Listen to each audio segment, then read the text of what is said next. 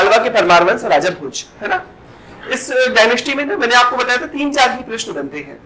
पहला प्रश्न तो सिंपल सा जो टिप्पणी लिखने के लिए आ सकता है, उपेंद्र कृष्णराज पर अक्सर टिप्पणी लिखने के लिए आता है, ठीक है। अगर फुल लेंथ के क्वेश्चन इस डायनेस्टी में बनते हैं, इस रियासत में अगर कोई फुल लेंथ के क्वेश्चन बनते हैं तो राजा भोज पर एक क्वेश्चन बनता है, एक क्वेश्चन सिंधु राज पर बनता है, ठीक है। और इसके अतिरिक्त जो क्वेश्चन बनते हैं भोजकालीन प्रशासन, भोजकालीन समाज, भोजकालीन स्थापत्य कला और साथ ही साथ भोजकालीन साहित्य कला का विकास, क्योंकि हम जानते हैं भोजकालीन या परमारकालीन साहित्य कला, ठीक है, क्योंकि हम जानते हैं कि परमार डायनेस्टी जो है अपनी साहित्य कला के लिए भी विख्यात थी। क्लियर। परमार काल में अनेक साहित्यों की रचना की गई, जैसे राजा भोज के दरबार में कहा जाता है कि 500 से ज्यादा विद्वानों को उन्होंने संरक्षण दिया था, है ना। खुद भी बहुत अच्छे विद्वान थे। उन्होंने मतलब 36 ऐसा माना जाता है कुछ इतिहासकारों द्वारा कि लगभग 36 ग्रंथों की उन्होंने स्वयं रचना की है। कुछ फेमस ग्रंथों के नाम हमने कल देख लिए थे, जैसे फेमस ग्रंथ में, है ना, एक आयुर्वेद का बहुत अच्छा ग्रंथ है ना, आयुर्वेद सर्वस्व संग्रह, है ना, करके नाम पे एक आयुर्वेद का ग्रंथ लिखा। एक संगीत का ग्रंथ बहुत अच्छा लिखा, रस रत्न माला, है ना, ये संगीत का बहुत फेमस ग्रंथ है। इसके अतिरिक्त एक स्थापत्य कला पर भी उन्होंने ग्रंथ लिखा है, ठीक है? सरस्वती कंठाभरण जो है ये संस्कृत व्याकरण का ग्रंथ है, सरस्वती कंठाभरण, है ना। तो इस तरह राजा भोज के विषय में भी कहा जाता है कि इन्होंने 36 से ज्यादा ग्रंथों की खुद भी रचना की थी, ठीक है। तो राजा भोज, इसके बाद के कुछ शासक और हुए हैं, है ना, इसके बाद के लगभग 7-8 और शासक है, लेकिन उस पर बहुत इंपॉर्टेंट है, इसको पढ़ना नहीं है, ठीक है। तो परमार में राजा भोज हमने देख लिया था, इंट्रोडक्शन वगैरह कल देख लिया था अपन ने, इंट्रो के बाद ये सब चीजें देख लिए थे। उपेंद्र से लेकर राजा भोज तक की कहानी हमने कल देख ली थी। राजा भोज के बारे में अपन जानते हैं सिंधु राज के पुत्र थे। ये कब गद्दी पर बैठे हैं? 1000 ईस्वी में, है ना। 55 वर्षों का, लगभग 55 ईयर्स का इनका शासनकाल था, 55 वर्षों का शासनकाल था। इनका शासनकाल 3 क्षेत्रों में विशेष रूप से विख्यात था। पहला, प्रशासन को स्थायित्व और विस्तार देने के लिए विख्यात था। दूसरे नंबर पे प्रशासन में स्थापत्य कला, है ना, भोज काल में स्थापत्य कला की एक नवीन शैली डेवलप हुई थी जिसे भूमिज शैली कहा गया था, ठीक है। आज हम भूमिज शैली को भी डिटेल से जानेंगे। इसके 3-4 फेमस मंदिर है ना, जैसे आपका भोजपुर का शिव मंदिर बड़ा फेमस भूमिज शैली का है ना। एक विदिशा में बड़ा फेमस मंदिर है नीलकंठेश्वर मंदिर, विदिशा का, ये भूमिज शैली का बना हुआ मंदिर है। भूमिज शैली की विशेषता क्या थी? तो वही भूमिज शैली क्या थी, अगर कभी इस पर क्वेश्चन आ सके, जैसे हमारे आर्ट कल्चर में एक छोटा सा पार्ट स्थापत्य कला है। स्थापत्य कला की खजुराहो शैली हमने देख ली थी लास्ट क्लास में, है ना। तो अगर डायरेक्ट आपसे क्वेश्चन आ जाए कि स्थापत्य कला की खजुराहो शैली का विस्तार से वर्णन कीजिए, तो स्थापत्य कला की खजुराहो शैली तो आप लोग समझ गए थे, उस पर आंसर भी लिख के दिखाए थे ना आप लोगों ने। स्थापत्य कला की खजुराहो शैली किया था ना, हाँ या नहीं किया था ना, और कैसे आंसर करना है वो समझ में आ गया था। एक स्थापत्य कला की एक छोटी सी और शैली है भूमिज शैली, ठीक है, इसके बारे में भी जान लेते हैं। स्थापत्य कला की एक भूमिज शैली, आगे हम इसके फेमस मंदिर जो इसके स्थापत्य कला में हम देखते हैं, जो भोज काल में बने मंदिर है। देखिए, स्थापत्य कला की भूमिज शैली नागर शैली की ही एक उपशैली थी। पहली चीज तो नागर शैली के विषय में हम सभी जानते हैं, है ना। नागर शैली 7वीं सदी से लेकर 15वीं सदी तक उत्तर भारत में मंदिर निर्माण की जिस शैली का विकास हुआ उस शैली को हम नागर शैली कहते हैं। नागर शैली, है ना, में मुख्य रूप से बनने वाले जो मंदिर थे वो हिंदू और जैन धर्म से संबंधित थे, ठीक है। इसमें जो मुख्य हिंदू धर्म मंदिर में शिव के मंदिर बने थे, विष्णु के मंदिर और शाक्य धर्म से यहाँ देवियों के मंदिर बने थे। इसके अतिरिक्त कुछ जैन मंदिरों के उदाहरण हमें देखने को मिल जाते हैं। इसमें जिस पत्थर का प्रयोग किया गया था वो लाल बलुआ पत्थर हुआ करते थे, है ना। इस शैली की खास बात क्या होती, इसमें ऊंचे अधिष्ठान हुआ करते थे, है ना। इसको क्या कहा जाता था? अधिष्ठान कहते थे। ऊंचे अधिष्ठान में मंदिरों का निर्माण किया जाता था। अधिष्ठान के ऊपर एक छोटा, ये सबसे पहले तो एक मंडप बनाया जाता था, ऐसा वर्गाकार क्या होते थे? मंडप होते थे, है ना। खजुराहो के मंदिरों में हमें कुछ बड़े अधिष्ठान देखने को मिलते हैं और इसमें अर्ध मंडपों का भी निर्माण किया गया था। फिर इसके नीचे वर्गाकार एक गर्भगृह हुआ करता था, है ना। गर्भगृह के ऊपर आमलक हुआ करता था, है ना। आमलक के ऊपर कलश हुआ करता था। आमलक त्रिभुजाकार में हुआ करते थे। फिर उसके बाद कई कई मंदिरों में एक लंबा गलियारा बनाया जाता था मंदिर तक पहुंचने के लिए, इसे प्रदक्षिणा पथ कहा जाता था। ठीक है, फिर उसके बाद इसके आगे एक बड़ा दरवाजा बनाया जाता था जिसे तोरण द्वार कहा जाता था। ये विशेषता जो है ये नागर शैली की विशेषता है। क्लियर? नागर शैली में जब थोड़ा सा और विकास हुआ, नागर शैली अपनी भव्यता को ली, तो एक नवीन शैली से निकली जिसे कहा खजुराहो शैली। मैंने आपको बताया था 10वीं सदी से लेकर 13वीं सदी तक, या 9वीं से 11वीं वाली जो सदी था, इसमें नागर शैली की 3 उपशैलियां डेवलप हुई थी, है ना। पश्चिम भारत में गुजरात वाला क्षेत्र है, इसमें जो डेवलप होने वाली शैली थी, इस शैली को क्या कहा गया था? सोलंकी शैली, है ना। गुजरात का सोमनाथ मंदिर इसका उदाहरण है। ठीक है। पूर्वी भारत में उड़ीसा और पश्चिम बंगाल में पाल शासकों के नेतृत्व में जिस शैली का डेवलप हुआ उसे उड़िया शैली के नाम से जाना जाता है, या पाल शैली भी कहते हैं कुछ पुस्तकों में उसको। मध्य प्रदेश में, जो मध्य भारत में जिस नागर शैली की उपशैली का विकास हुआ था उसे हम खजुराहो शैली कहते थे। क्लियर? ठीक है। खजुराहो शैली का विकास चंदेल शासकों के नेतृत्व में खासकर हुआ था, 9वीं से 11वीं सदी। धंग और विद्याधर के समय खासकर इसमें मंदिरों का निर्माण हुआ था। कुछ में इस नागर शैली के मंदिरों में भव्यता ला दी गई थी बस, और वही शैली थी खजुराहो शैली। जैसे इसमें जो द्वार बनाए जाते थे वो उसमें बहुत सारी देवी देवताओं की क्या होती थी? मूर्तियों की स्थापना की जाती, नक्काशीदार मूर्तियां बनाई जाती थी। तोरण द्वार भी काफी भव्य होता था। मंदिर में गर्भगृह है, गर्भगृह में एक मुख्य मूर्ति स्थापित की जाती थी और मुख्य मूर्ति के चारों ओर अन्य देवी देवताओं की भी मूर्तियां, सहायक मूर्तियां स्थापित की जाती थी। मंदिर निर्माण की इस शैली को क्या कहा गया? क्या कहते हैं? खजुराहो शैली कहते हैं। और नहीं, मंदिर निर्माण की शैली को पंचायतन शैली कहते हैं। ये आपको बताया था ना, जिसमें एक मुख्य देवी देवता रहते थे और एक आ गया, है ना। जैसे खजुराहो के मंदिर आप देखोगे तो ज्यादातर मंदिर जो किस शैली में बने हैं? पंचायतन शैली में बने हैं। ठीक है।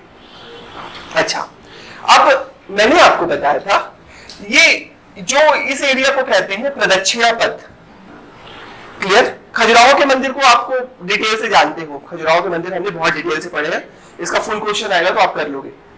ठीक है। नागर शैली की खजुराहो शैली की विशेषता बताते हुए और खजुराहो शैली को विशेषता बताने के बाद नागर शैली की कुछ विशेषता, फिर उसमें ऐड करिए खजुराहो शैली की विशेषता और फिर इसके मंदिरों के उदाहरण। आप जानते हो खजुराहो के मंदिर को 3 पार्ट में बांटा जाता है, दक्षिणी समूह, पूर्वी समूह और पश्चिमी समूह के मंदिर। उसमें कौन कौन से मंदिर हैं और किस शासकों ने बनवाए हैं ये हमने देख लिए हैं कि विद्याधर ने कौन सा मंदिर बनवाया है ना। बस उसके बाद आपको एग्जाम्पल लिख के आंसर को कंप्लीट करना है। ये समझ में आ गई यहाँ तक की कहानी। अब इसके बाद मैंने बताया था ये प्रदक्षिणा पथ की उपस्थिति के आधार पर मंदिरों को 2 भागों में बांटा गया, एक सांधार मंदिर और एक निरंधार मंदिर। सांधार मंदिर क्या होते हैं? ऐसे मंदिर जिसमें ये प्रदक्षिणा पथ उपस्थित था। और दूसरे मंदिरों को क्या कहा गया? निरंधार मंदिर, जिसमें ये वाला हिस्सा मंदिर का नहीं होता था, ये मंदिर नहीं होता था। इन मंदिरों को क्या कहा गया? निरंधार मंदिर। मंदिर का ये वाला हिस्सा चौकोर एक वर्गाकार ही मंदिर हुआ करते थे। मंदिर निर्माण की निरंधार शैली का जो विकास हुआ वो किन शासकों के काल में हुआ? तो मंदिर निर्माण की जो अपन को निरंधार शैली बताओ जल्दी से। एक स्थापत्य कला मैंने निरंधार शैली पर भी टिप्पणी आपको लिखवाई है?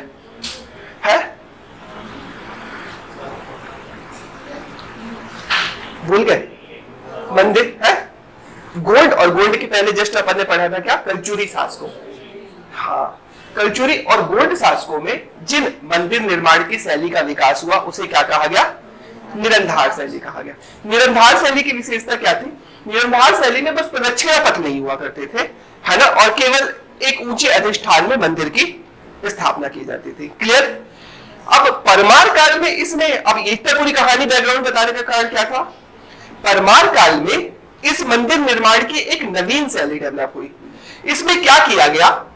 क्योंकि ये काल जो था, देखिए समानांतर क्या था? सल्तनत काल का समानांतर शासन काल था, मुस्लिम आक्रमणकारियों का शासन काल था। तो मंदिरों की सुरक्षा एक बड़ा मुद्दा बन गया था। मंदिर लूटे जाते थे गजनवी के समय, उसी काल में आप जानते हो गजनवी ने लगातार आक्रमण हो रहे थे, मंदिरों को लूट रहा था, है ना।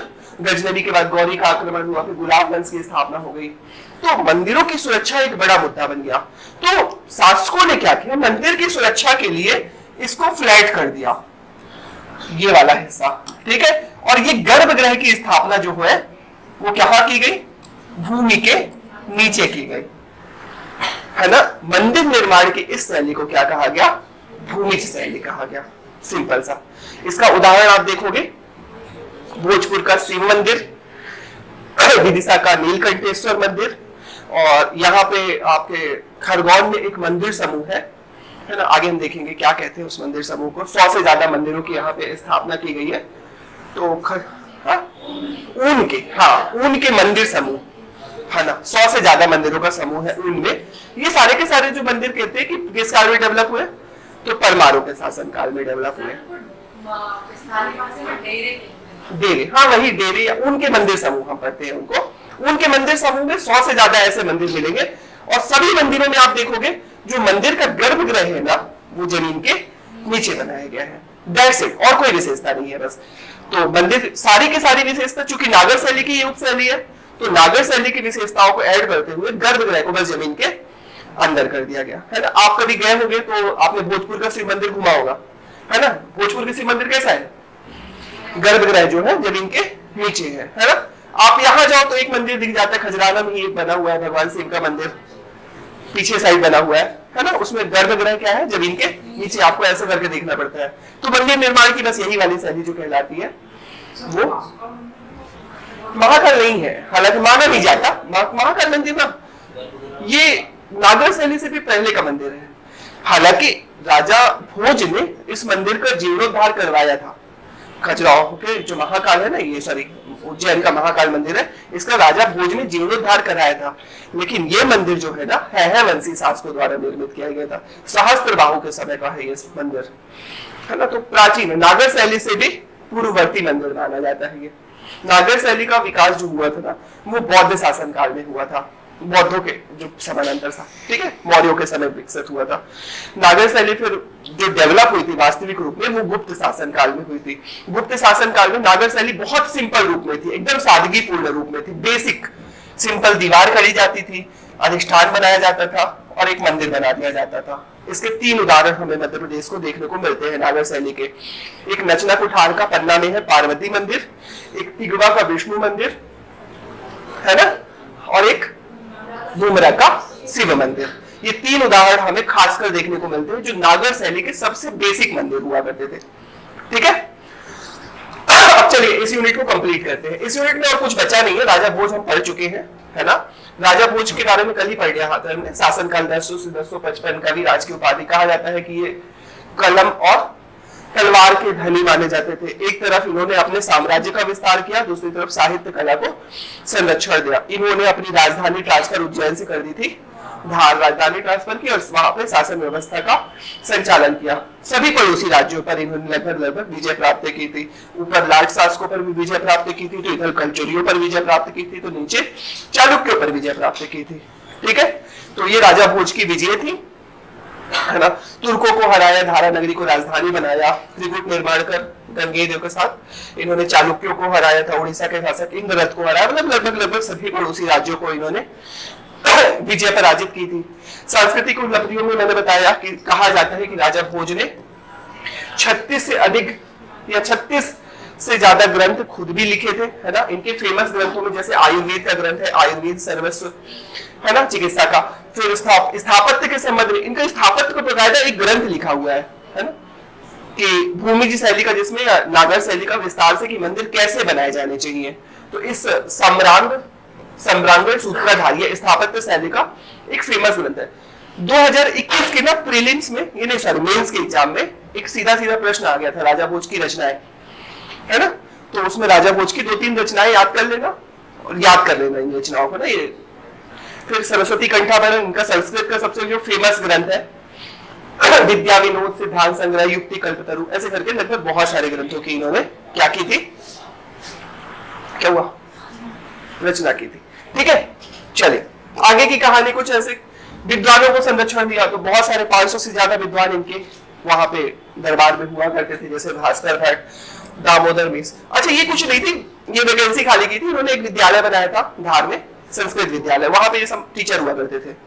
तो बहुत अच्छे टीचर्स देश भर से बुलवाए थे और वहां पर अपॉइंट किए थे इन्होंने सबको पढ़ाने के लिए।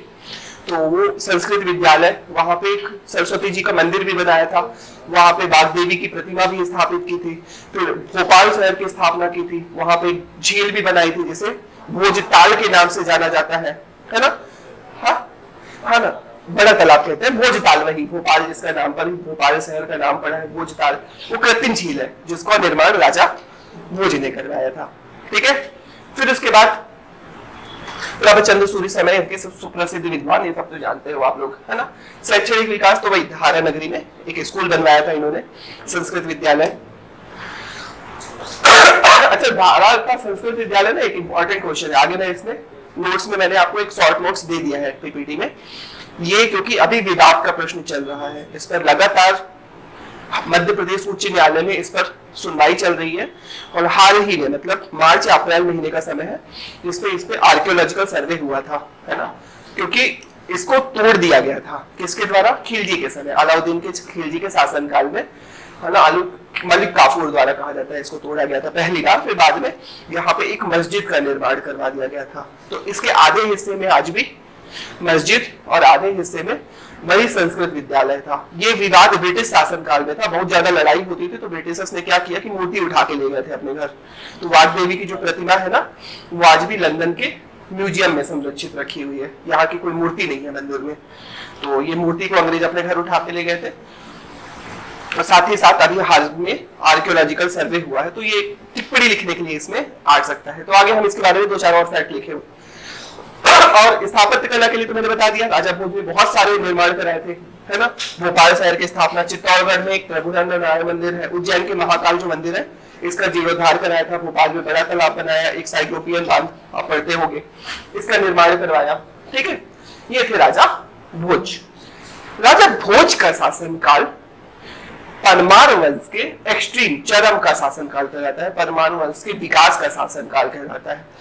लेकिन माना जाता है कि राजा भोज के बाद इसके जो परवर्ती शासक थे, बाद वाले शासक थे, वो अयोग्य शासक थे, और लगातार मध्य भारत में मुस्लिम आक्रमण लगातार बढ़ रहा था। मुस्लिम आक्रमणों में असफल होने के कारण, पड़ोसी राज्यों के मजबूत होने के कारण, परवर्ती शासकों की कमजोरी के कारण यह राज्य समय के साथ विफल होता चला गया, और इस वंश का जो अंतिम शासक था वो महलक देव था, है ना? महलक देव के पराजय के पश्चात यह वंश अंत हो जाता है। अब इसमें ना आपको इन राजाओं के बारे में नहीं याद करना, बिल्कुल याद नहीं करना, है ना? मैंने शॉर्ट नोट्स हालांकि 2-3 के बारे में दिए हैं, लेकिन इनके बारे में मत पढ़ना, पूरे कॉन्फिडेंस से जाना, इसको मत पढ़ के जाना। ठीक है, कौन कौन से शासक थे? तो यही चालू होती है। राजा भोज के लड़के का नाम था जय सिंह, जय सिंह के बाद उसके लड़के उदयादित्य, है ना? उदयादित्य के भाई लक्ष्मण देव, फिर जगदेव, नरवर्मन देव, यशोवर्मन, है ना? जयवर्मन, बिंदवर्मन, देवपाल, और अंतिम शासक महलक देव। ठीक है, कुछ शॉर्ट नोट्स मैंने दिए हैं, हालांकि बहुत इंपॉर्टेंट इसमें नहीं है।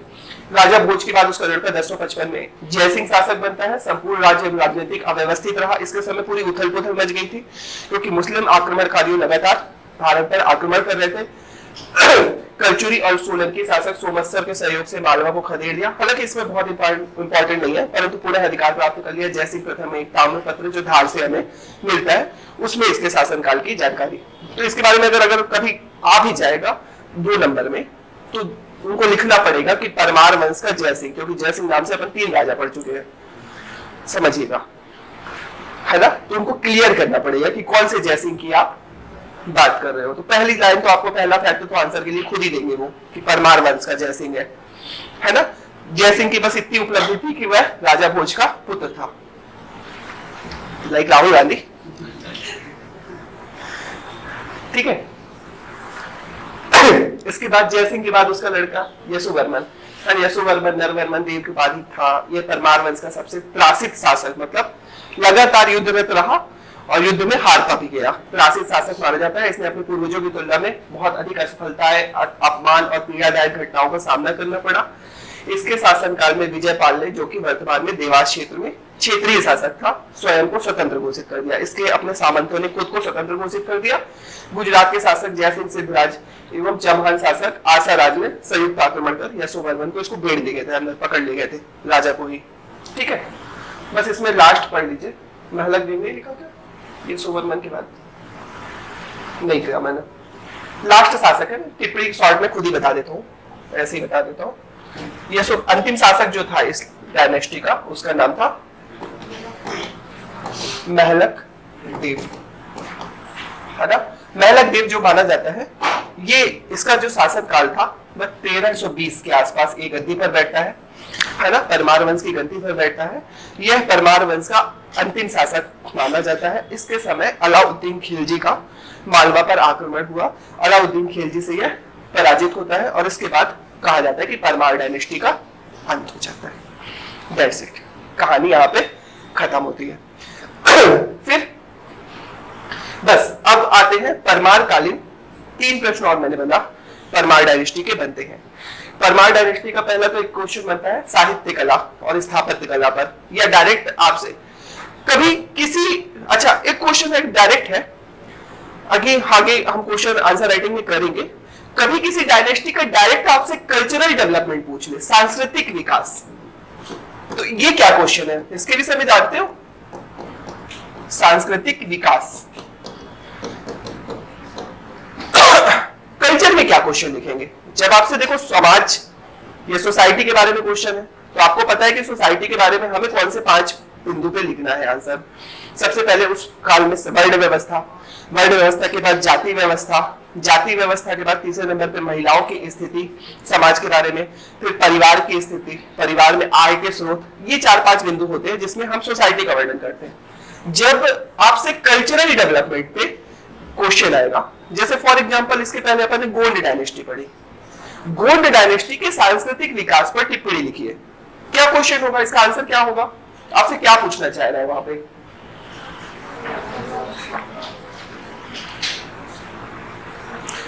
संस्कृति या सभ्यता पर क्वेश्चन हालांकि कभी नहीं आया, लेकिन कभी सभ्यता पर क्वेश्चन आ जाए, सिविलाइजेशन ऑफ गोंड डायनेस्टी, तब क्या लिखेंगे? देखिए सिंपल सा इसको समझ लेते हैं। हालांकि सभ्यता पर नहीं आते, जनरली क्वेश्चन कल्चर डेवलपमेंट पर आते हैं। सभ्यता पे डायरेक्ट स्थापत्य पूछ लिया जाता है। कल्चर क्या होता है किसी पार्ट का? किसी भी रियासत में, किसी भी राज्य में, किसी भी सोसाइटी में कल्चरल, ये कल्चर जो होता है किसी भी समाज का अमूर्त या अदृश्य भाग होता है। समझ रहे? देखिए समाज 2 भागों से मिलकर बना होता है, एक होता है सभ्यता और दूसरा होता है संस्कृति। क्लियर? सभ्यता क्या होता है ये जानते हो आप लोग?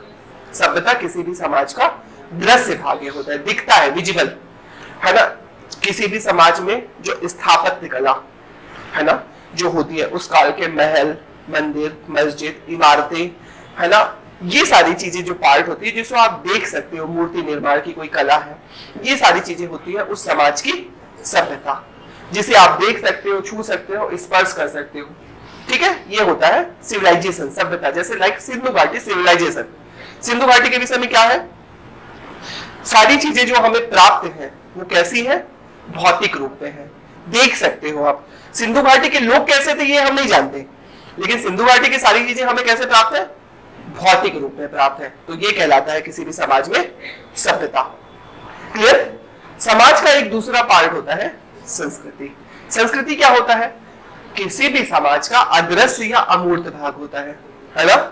तो जिसके अंतर्गत धर्म, रीति रिवाज, मान्यताएं, पर्व, त्योहार, खेल, भोजन, मनोरंजन के तरीके, खान पान, रहन सहन, इन सभी चीजों को शामिल किया जाता है। जैसे हम पढ़ते हैं ना वैदिक संस्कृति। वैदिक संस्कृति क्यों बोलते हैं? क्योंकि वैदिक सभ्यता जो थी वो ग्रामीण सभ्यता थी।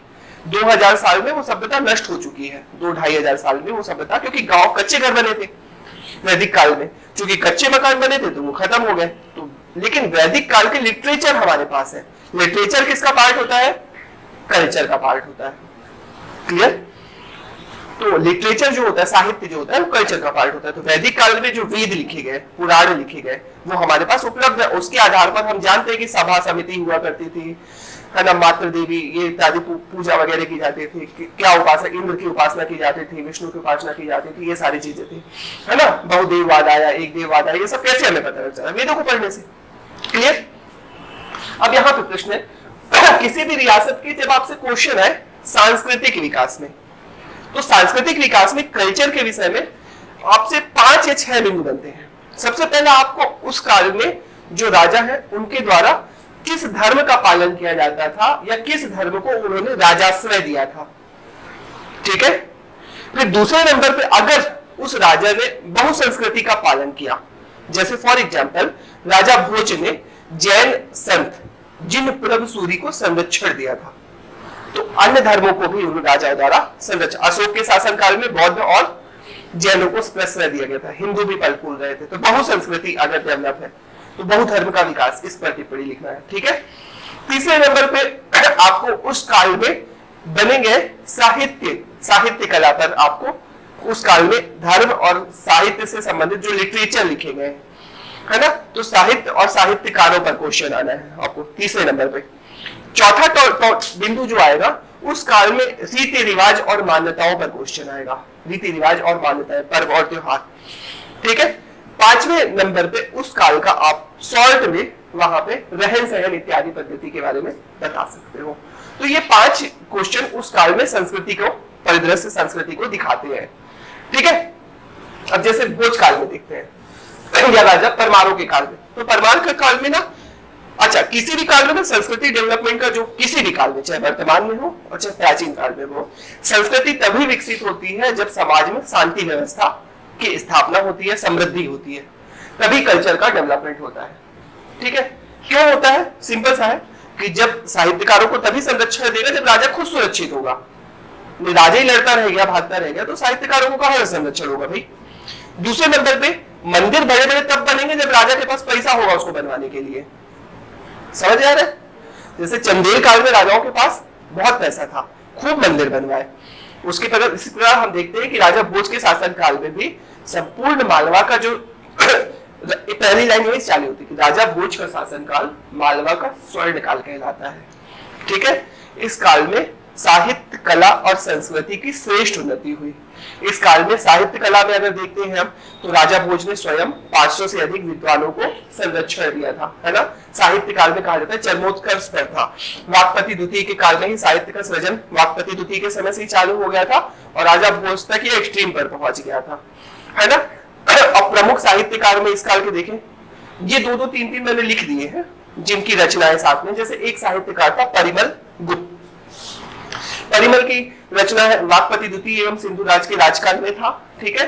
इसने सिंधुराज के नाग कन्या शशि प्रभा के साथ विवाह किया था। उसी प्रकार एक धनंजय वाकपति द्वितीय के दरबारी थे। इसकी द्वितीय रचना नाट्य कला से संबंधित पुस्तक, इसका नाम है 10 रूपक धनंजय की। ठीक है। अलग अलग राजाओं के काल में अलग अलग थे।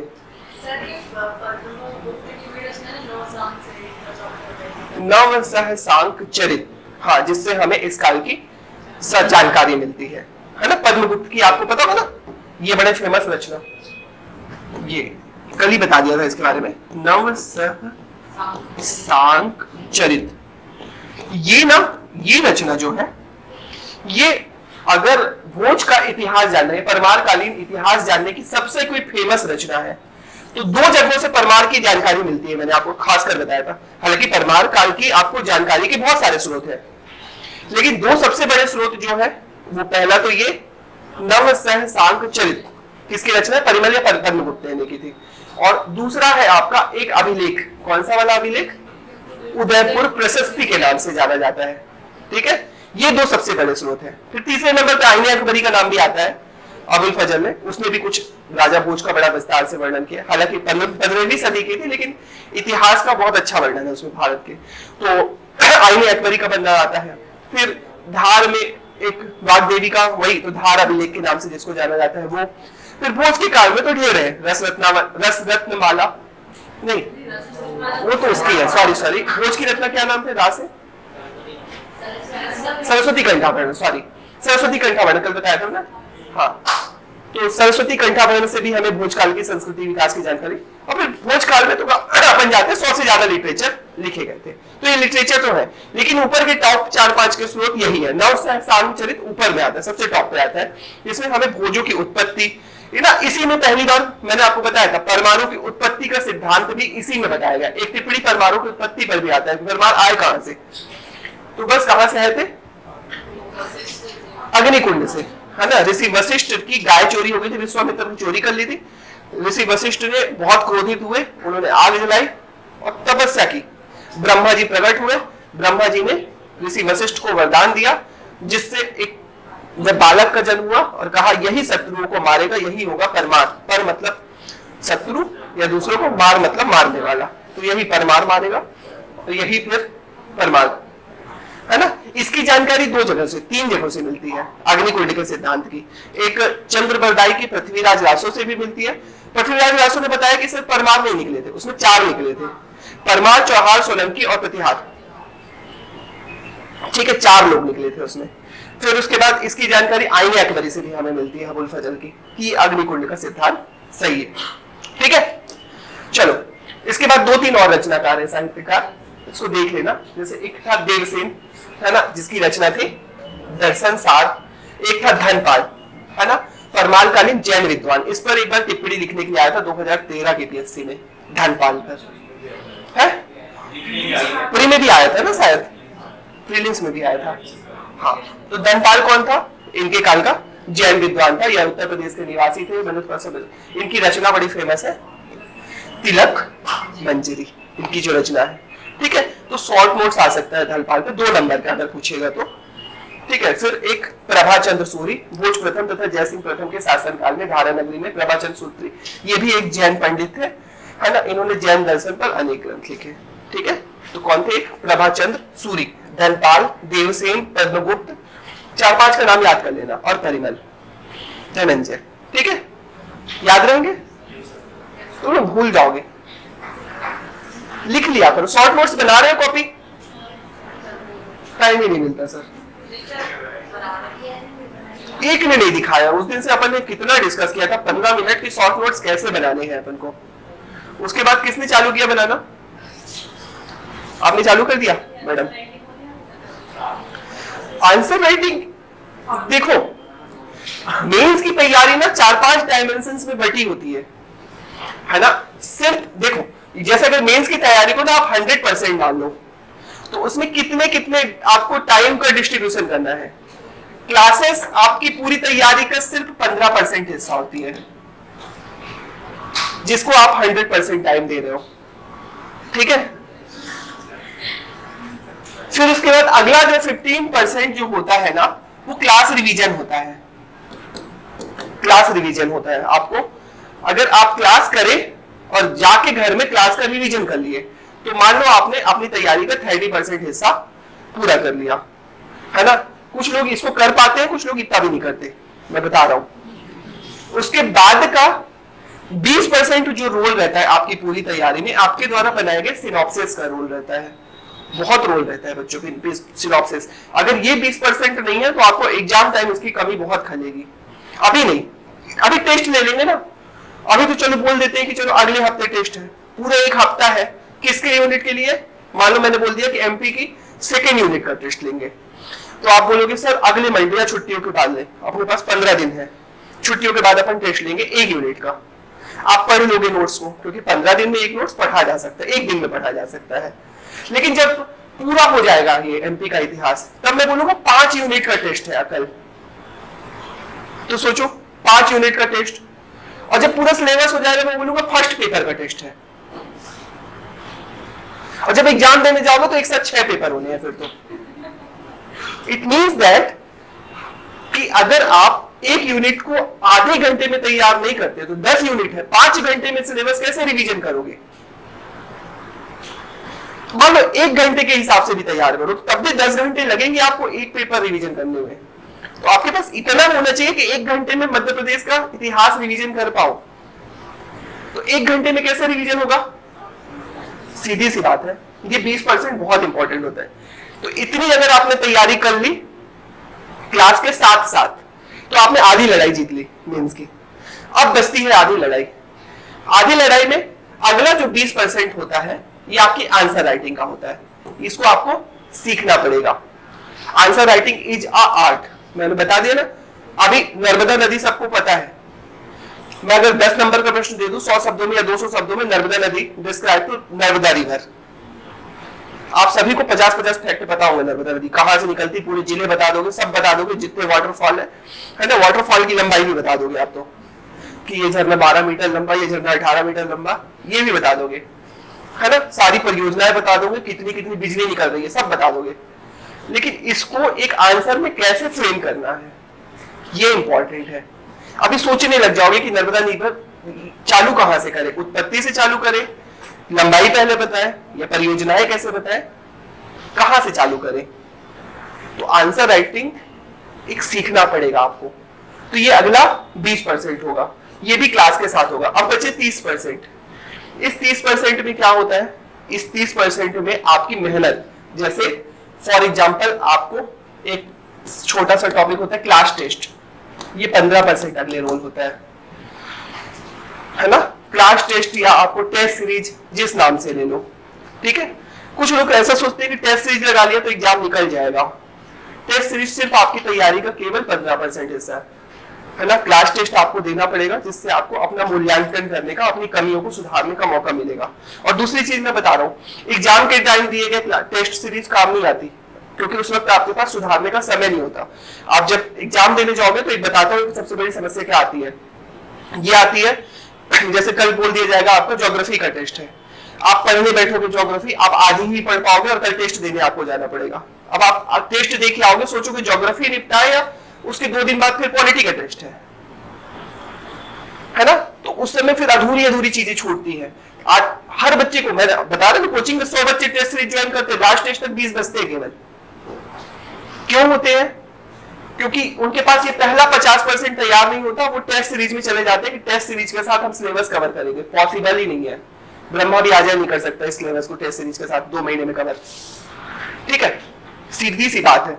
तो ये अभी करनी पड़ेगी। अब बचा हुआ लास्ट 15% जो होता है, ये आपकी सिर्फ और सिर्फ आपका डेडिकेशन मांगता है ना। कुछ इसको मैं भाग्य भी कह दूंगा, जो आपके मेंस में आपके साथ जाता है ना। ये भी बहुत इंपॉर्टेंट होता है कि आपकी कॉपी कौन चेक कर रहा है। हालांकि मैं इसमें 5% और जोड़ूंगा, आपकी आंसर राइटिंग, थोड़ा सा वो फॉर एग्जांपल आपकी राइटिंग है ना, लिखते कैसे हो, तो राइटिंग पर भी काम कर लो तो 2-4-5% नंबर मान लो बढ़ जाएंगे। 5% इफेक्ट करती है। कुछ कहते हैं कि राइटिंग इफेक्ट नहीं करती ना, आप ही को मैं दे दूंगा 4 कॉपी, एक में गंदी कॉपी होंगी, एक में साफ कॉपी, आप चेक करो कॉपी, बहुत माइनस, आप खुद भी नहीं पता चलेगा आपको, आप आधा नंबर ज्यादा देते चले जाओगे। और आधा नंबर क्वेश्चन की 56 क्वेश्चन में आप जब ज्यादा देते हो ना, तो 28 नंबर का अंतर आ जाता है। एक पेपर में 28 नंबर है, मतलब 6 पेपर में लगभग 150 नंबर का अंतर आ जाता है। यहाँ 50 नंबर से सिलेक्शन से बाहर हो जाते हैं, 150 नंबर तो बहुत होते हैं, 150 नंबर। तो मात्रात्मक त्रुटियां जो कल मैंने बताया था, है ना, कुछ बच्चे मैंने देखा कॉपी मात्रा छोटी बड़ी में अंतर नहीं आता, छोटा वो बड़ा होंगे, गलत है ये। अपनी कॉपी ध्यान से पढ़ो, अगर आपके में मात्रात्मक त्रुटियां हैं, काटा पीटी हो रही है, तो उसको खत्म करो, ठीक है। ये 100% तैयारी होती है। तो इसमें अभी कितने % आप लोग कर रहे हो? ये 15 तो कर रहे हो बड़े डेडिकेशन से, ये तो मुझे पता है, ये भी हो जाता है। चलो अब बस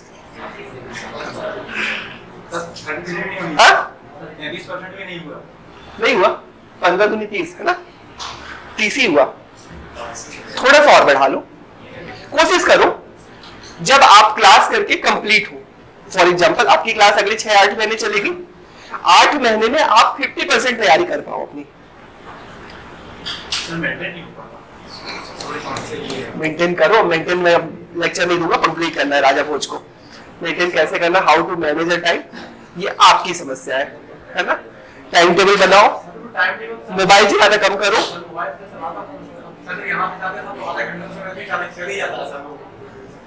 टाइम मैनेजमेंट स्किल है आपकी, है ना। सोने के समय थोड़ा सा कम करो, है ना। जरूरी नहीं 8-9 घंटे, 6 घंटे 7 घंटे बहुत होते हैं। सिनॉप्सिस एक बार बताया था मैंने क्लास में। देखो सिनॉप्सिस ना, देखो सिनॉप्सिस के शॉर्ट में बता देता हूं, है ना। सिनॉप्सिस 3-4 तरीकों से बनाई जा सकती है, अलग अलग तरीके, आपको जो भी बेटर लगे। एक तरीका जो सबसे बेसिक तरीका है, जो बच्चे बनाते हैं और उनके लिए जिनके पास समय है, आप ना सिनॉप्सिस के लिए प्रॉपर एक कॉपी ही रखो, कॉपी रखो या पेज रखो, जैसा भी आप फाइल। कुछ लोग ऐसा बताते हैं कि फाइल ले लेते हैं, पेज ऐड करते जाते हैं, सिंपल कोरे वाले जो A4 साइज के पेज होते हैं, उसमें बीच से ऐसे लाइन खींच लेते हैं, है ना। और उसमें हर टॉपिक के सिर्फ की पॉइंट नोट किए जाते हैं। जब आप सिलेबस पढ़ते हो तो सिलेबस के सिर्फ की पॉइंट नोट किए जाते हैं। अब की पॉइंट कैसे नोट किए जाते हैं? फॉर एग्जांपल अपन ने भोज डायनेस्टी पढ़ा है ना, तो देखिए मैंने आपको बताया कि भोज डायनेस्टी में कोई भी प्रश्न आएगा इंट्रो एक जैसा ही होता है सबका लगभग, तो एक लाइन का इंट्रो आप तैयार करके लिख लो। इस इंट्रो को याद कर लो कि भोज डायनेस्टी में कोई क्वेश्चन आएगा तो आपको क्या लिखना है कि मध्यकाल की एक महत्वपूर्ण डायनेस्टी है ना, जिसका शासन क्षेत्र ये था, शॉर्ट में यहीं पे राजधानी, यहीं पे शासनकाल, यहीं पे 4-5 राजा है ना। फिर भोज काल में साहित्य, भोज काल में यहाँ पे 3-4 रचना राजाओं के नाम मिल गए, भोज काल के 3-4 मंदिर बन गए है ना, 4-5 मंदिरों के नाम, 4-5 साहित्यकारों के और उसके संस्थापक, और इतने में कंप्लीट करने को कोशिश करो। इतने में नहीं होता तो इतने में पूरा भोज को कंप्लीट करने को, यही होता है पहला फॉर्मल तरीका सिनॉप्सिस तैयार करने का, बेसिक है ना। एक पेज में आप भोज, चाहे छोटे छोटे शब्द लिखो, खुद पढ़ना है हमें है ना, उसमें कचरा कुछ भी नहीं होना चाहिए, की पॉइंट होने चाहिए। जब आएगा साहित्य, 500 विद्वान, 4-5 विद्वान और उनकी रचनाएं, बाकी आगे पीछे की चीज आपको अपने हिसाब से ही लिखनी है, ठीक है। मंदिर, स्थापत्य कला की भूमि शैली, 4 मंदिरों के उदाहरण, कंप्लीट, क्लियर। प्रशासन, 4 प्रशासनिक अधिकारियों के नाम और उसके बाद कंप्लीट है ना। शेष जो है वो आर्ट है आपके आंसर राइटिंग का, कि आपके आंसर में वो चीजें कैसे दिखेंगी। ये होता है पहला तरीका, ठीक है। दूसरा एक तरीका, अगर थोड़ा सा और कम समय देना है ना, हालांकि ये तरीका एग्जाम टाइम में काम आता है। जैसे आपको कोचिंग से नोट्स मिलते हैं है ना, कोचिंग से बड़े बड़े नोट्स मिलते हैं। फॉर एग्जांपल एमपी की हिस्ट्री अभी मिलेगी तो 100 पेज का मिलेगा कम से कम नोट्स, ये 100-120 पेज का। हर पेज में ना मैं करता था ये वाला काम, हालांकि आलसी वाला काम है ये, स्टिकी नोट्स लगाते थे। वो एक कागज आता है स्टिकी नोट्स, छोटे छोटे, यहाँ पे चिपकाते थे ऐसे करके, खर्रा जो भी कह दो है ना, वो स्टिकी नोट्स आते हैं चिपकाने वाले। हर पेज में ना मेरे एक स्टिकी नोट्स ऐसे चिपके होते थे। इस पेज का जो भी इंपॉर्टेंट है वो मैं इसमें नोट डाउन करके रख लेता था, ठीक है। किसी पेज में जरूरत होती थी, किसी पेज में नहीं भी होती थी उसकी जरूरत। क्यों नहीं होती थी? क्योंकि उसमें फालतू की चीजें, बस इंट्रोडक्शन ये वो लिखा होता था है ना। ये आपके उसमें भी काम आ जाते हैं, बुक्स में भी, कई टॉपिक आप बुक्स से भी पढ़ते हो है ना, तो ये बुक्स में भी काम आ जाते हैं। तो ये सिनॉप्सिस का तरीका स्टिकी नोट्स में होता है, तो स्टिकी नोट्स आप जल्दी जल्दी इसको चिपका के कंप्लीट, ये थोड़ा जल्दी हो जाता है। ये दूसरा तरीका होता है ना। तीसरा तरीका एक और होता है, इससे भी सस्ता, एक हाइलाइटर खरीदो और की पॉइंट हाईलाइट कर लो, की पॉइंट। लेकिन अब मेरा एक दोस्त था तो वो पूरी बुक रंग डालता था जब हाइलाइटर उठाता था है ना, फिर दोबारा पढ़े तो दूसरे रंग ले और उसके ऊपर चलाए। पूरी बुक नहीं हाईलाइट करनी है, सिर्फ की पॉइंट हाईलाइट करना है, जिसमें आपको जब पढ़ना हो तो वो की पॉइंट हाईलाइट रूप में दिखे। तो ये और भी सरल तरीका है ना, बुक पढ़ रहे हो तो की पॉइंट हाईलाइट करते जाओ उसके, पेन से मत करो, हाईलाइटर से करो है ना। पेन से बहुत हौच पौच हो जाता है, वो खराब हो जाती है कॉपी, तो पेन से मत करो हाईलाइट कभी भी, पेन से और पेंसिल से मिट जाता है, हाईलाइटर ले लो, ठीक है। तो ये तीसरा तरीका भी आपका सिनॉप्सिस का हो सकता है, हालांकि अभी आप लोगों के पास समय है, पहला वाला तरीका ही फॉलो करो। 20-20 पेज के तैयार कर लो। मैं उदाहरण बताया था ना, मेरे एक दोस्त था राहुल खरे, 2013 में जब हमने दे रहे थे तो मैंने देखा जब एग्जाम आता था ना, वो तो एग्जाम टाइम बहुत हड़बड़ी रहती है, बहुत प्रेशर रहता है, तो उसके पास ना 20-20 पेज रहते थे, उसको पढ़ते हुए आता था और मैं 6 किताब ले जाता था, उसको खोल भी नहीं पाता था मैं किताब। 5 किताब 4 किताब जब एग्जाम के पास होगी ना, आपके पास नोट्स होंगे इतने मोटे मोटे बंडल, क्या पढ़े कुछ समझ ही नहीं आता, किस चीज को रिवीजन करें। वो पूरा साइंस आधे घंटे में निपटा देता था, और जब जब वो बढ़ता गया आगे, उसके और नोट्स कम होते चले गए, पतले होते चले गए। सिनॉप्सिस ना जो भी चीजें रट जाती है आपको डबल से उसको नहीं करना पड़ता, 3-4 बार के बाद तो नोट्स आपको रट जाते हैं। एग्जाम में जब बैठते हो ना तो याद आता है कि कहां पे क्या चीज लिखी है। वो तब होगा जब आपकी नजर से 8 बार गुजरेगा, 8 बार आप पूरे नोट्स को तो नहीं गुजार सकते हो, सिनॉप्सिस गुजार सकते हो आप अपनी आंखों से। तो ये नोट्स तैयार कर लो सिनॉप्सिस, ठीक है। चलो अब इस यूनिट को कंप्लीट करते हैं। इस यूनिट की और क्या चीजें, तो साहित्य कला अपन ने देख लिया, 5-6 बड़े फेमस साहित्यकार थे इसके, राजा भोज और इनके शासनों काल में, और इनकी रचनाएं, ठीक है। प्रशासन कैसा था, प्रशासन की विस्तार से जानकारी मिलती है। हिंदू धर्म पद्धति पर आधारित प्रशासन था, प्रॉपर प्रशासनिक अधिकारियों की भोजकाल में नियुक्ति की जाती थी, है ना। साक्ष्यों की पर्याप्त उपलब्धता है। फिर राजतंत्रात्मक था, राजा सर्वोच्च परि था, है ना। देखिए प्रशासन 5 बिंदुओं पर लिखा जाता है। पहला राजा, राजा की शक्तियां, दूसरे नंबर पे, तीसरे नंबर पे उसका मिनिस्टर, मंत्री, है ना। मंत्री परिषद कौन कौन से थे, तो कुछ प्रमुख अधिकारियों के नाम और उनकी वो। फिर चौथा नंबर पर था सैन्य व्यवस्था, किस प्रकार की सेना थी। तो आप देखोगे सल्तनत काल से पहले तो 3 ही प्रकार की सेना, गज सेना, हस्ती सेना और पैदल सेना, 3 ही प्रकार की सेना हुआ करती थी। क्लियर। तो सेना, और फिर लास्ट वाला जो बिंदु होता है ना, क्या कहते थे, प्रशासन की इकाइयां, जैसे राज्य को प्रशासन में तहसील, जिलों, परगना और अंतिम छोटी इकाई गांव हुआ करती थी। That's it. ठीक है। अब देखिएगा राजतंत्र प्रणाली पर अपनाया गया था। शासकों को कौन कौन सी उपाधि थी, तो वही महाराज, महाराजाधिराज, परमार भट्टक, परमेश्वर आदि नामों से जाना जाता था राजा। क्लियर। फिर राजा को सर्वोच्च स्थान, देखने तो फेंका गया रहता है, किसी भी कार्य में राजा ही को होता है सर्वोच्च स्थान। भाई इस लाइन को समझिएगा, ये आंसर राइटिंग यही तो होती है इसके। राजा को सर्वोच्च स्थान ही मिलता है भाई, निचला स्थान पे थोड़ी लिखेंगे राजा को निचला स्थान प्राप्त था, नहीं, सर्वोच्च स्थान था। राजतंत्र में न्याय का अंतिम स्रोत हमेशा राजा रहता है। जुडिशियल पावर हो, चाहे सैन्य शक्ति हो और चाहे प्रशासनिक शक्ति हो, अंतिम रूप से किसमें, राजतंत्र में, राजा में निहित होती है। ठीक है। राजा न्याय का अंतिम स्रोत होता था, सेना का अध्यक्ष होता था, बिल्कुल, है ना, सैन्य अभियानों का नेतृत्व करता था। राजा नहीं करेगा तो कौन करेगा। फिर राजा की सहायता के लिए मंत्री परिषद होते थे, है ना। मंत्री में प्रतिहार होते थे, सेना नायक होते थे, पुरोहित होते थे, धर्म अध्यक्ष, संधि विक्रय, दंडाधीश। अच्छा, एक और खास बात बताओ, अगर आपने कौटिल्य का सप्तांग सिद्धांत पढ़ा होगा, भोज का प्रशासन सेम है, कुछ अंतर नहीं है। कौटिल्य के सप्तांग सिद्धांत पर सेम एडमिनिस्ट्रेशन था, वही 7 रंग राजा के। ठीक है। राजा के बाद उसके मंत्री होते थे, जिनको मिनिस्टर्स को अमात्य कहते थे। फिर सुशासन हेतु मालवा को, फिर प्रशासन की इकाइयां, जिलों को मंडल कहते थे, मंडलों में विभक्त था, है ना। मंडलों पे राज्यपालों द्वारा किया जाता था। मंडलों को विषय, विषयों को फिर भोग, भोग को गांव में बांटा जाता था, है ना। तो फिर उसके बाद मंडल, मंडल मतलब समझ लो राज्य, राज्य के बाद विषय, विषय मतलब समझ लो डिस्ट्रिक्ट, है ना। और विषय को तहसीलें जो होती थी उनको भोग कहते थे, और भोग के बाद सबसे छोटी इकाई जो होती थी गांव होते थे। ये एडमिनिस्ट्रेशन की इकाइयां होती थी। ठीक है। फिर राज की, अब इस पर राज का खर्चा, राजकीय व्यय के लिए टैक्स लेता था राजा, सिंपल सा है। टैक्स की व्यवस्था कहां से आएगी, तो टैक्स सिर्फ वही, उस समय कृषि ही एकमात्र कर का आधार हुआ करती थी। ठीक है। कौन कौन से कर, 3-4 करों के नाम लिखे, हालांकि इसको पढ़ना मत कौन से कर है, किस चीज पे, हिरण्य कर, भोग कर, कर है ना, ऊपरी कर आदि थी।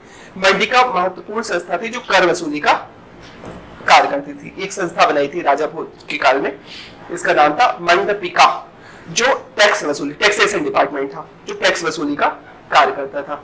ठीक है। फिर उसके बाद प्रशासन में ग्रामीणों का विशेष महत्व, ग्राम प्रधान को, जो सरपंच होता था उसको ग्रामकोट कहा जाता था। ग्रामीण सेना का मुखिया भी ग्रामकोट होता था, उसका पद अनुवांशिक होता था। That's it. समझ में आ गया प्रशासन।